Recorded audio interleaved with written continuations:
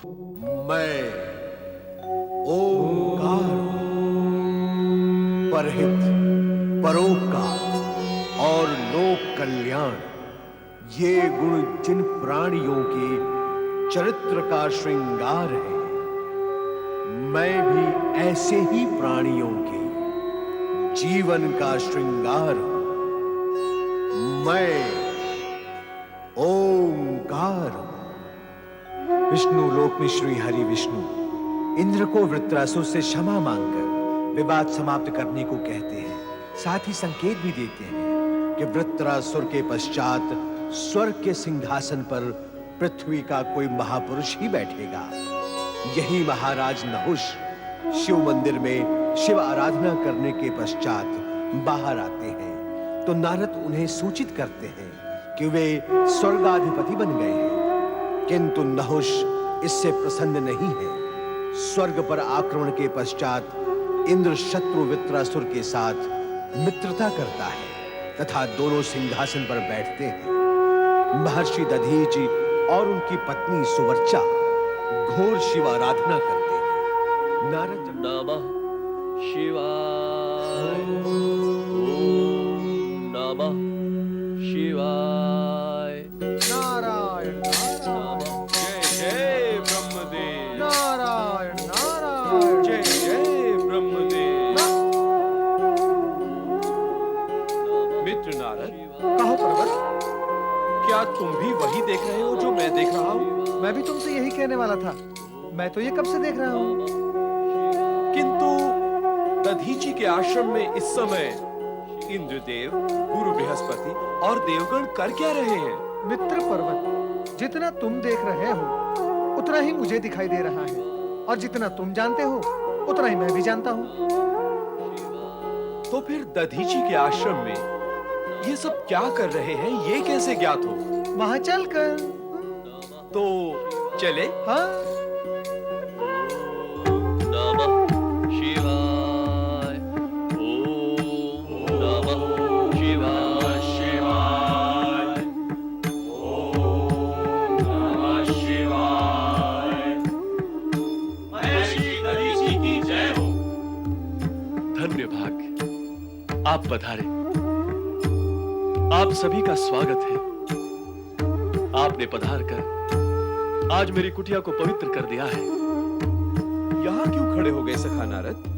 आगे बढ़ो। मित्र पर्वत, सर्वप्रथम स्थिति समझ ले, फिर आगे बढ़ेंगे। महर्षि, हम सभी ब्रह्मा जी का आदेश पाकर आपकी सेवा में उपस्थित हुए हैं। आज्ञा करें देवगुरु, मैं आपकी क्या सेवा कर सकता हूँ?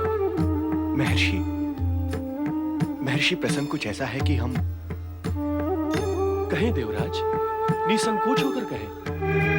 निसंकोच होकर कहने जैसी बात नहीं है महर्षि। कारण कि वृत्रासुर ने स्वर्ग पर बलपूर्वक अधिकार प्राप्त कर लिया है। ये मुझे ज्ञात है। अब हमें स्वर्ग की रक्षा के लिए उसका वध करना है। देवगण और स्वर्ग सभी की रक्षा के लिए आवश्यक भी है। देवराज यहाँ अपना हित साधन करने आए हैं।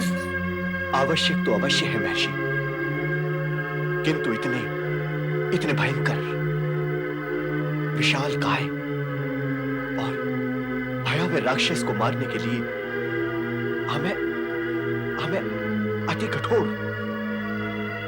कठोर अस्त्र शस्त्र की आवश्यकता है।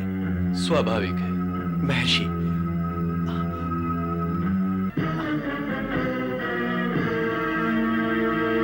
स्वाभाविक तो है, किंतु क्या देवराज? फिर अस्वाभाविक क्या है? महर्षि, सभी कुछ स्वाभाविक है, किंतु ये सब इतना सरल नहीं है। देवराज तो संकोच कर रहे हैं।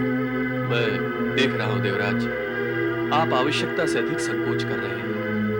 आगे की और मूल उद्देश्य की बात कहने के संकोच में आप पहले कही गई अपनी बात को भूल गए होंगे। मैं स्मरण कराता हूं। ब्रह्मा जी के आदेश से आप यहां आए हैं।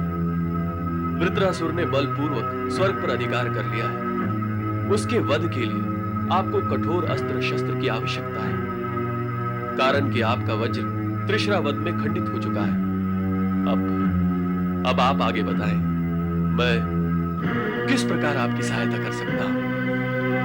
आप सभी प्रकार से हमारी सेवा, मेरा अभिप्राय है महर्षि की आप हमारी सहायता कर सकते हैं। सभी प्रकार से? कैसे देवराज? नहीं नहीं, सभी प्रकार से नहीं, केवल एक प्रकार से। देवराज, मैं पुनः आपसे निवेदन करता हूं कि आप अपनी बात निसंकोच होकर स्पष्ट रूप से कहें।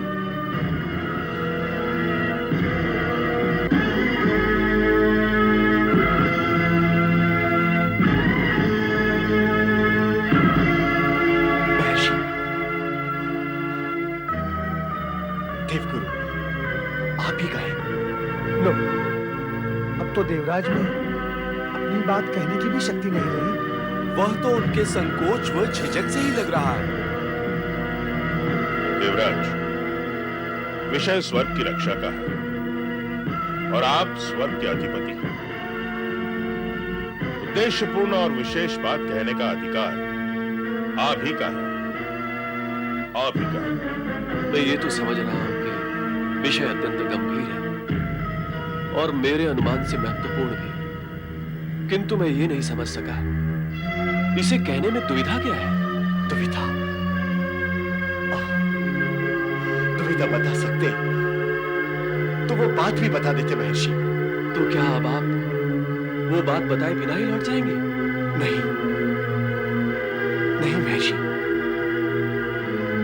ब्रह्मा जी के आदेश से आए हैं तो वो अवश्य कहेंगे जो कहना है। तो कहें देवराज। ओहो, तो परम पिता ब्रह्मा जी के आदेश से यहाँ आए हैं। महर्षि, हमें वज्र बनाने के लिए अस्थियों की आवश्यकता है ताकि शक्तिशाली वज्र तैयार हो सके। तो वज्र बनाने के लिए अस्थियों की आवश्यकता मैं कैसे पूर्ण कर सकता हूं देवराज?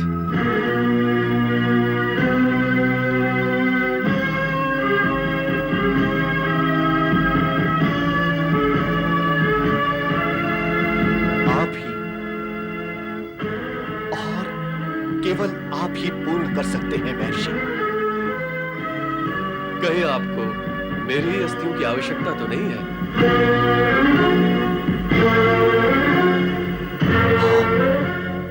हाँ महर्षि, ऐसा ही है। हमें आपकी अस्थियों की आवश्यकता है वज्र बनाने के लिए, ताकि वृत्तासुर का वध किया जा सके। हमें आपकी अस्थियों का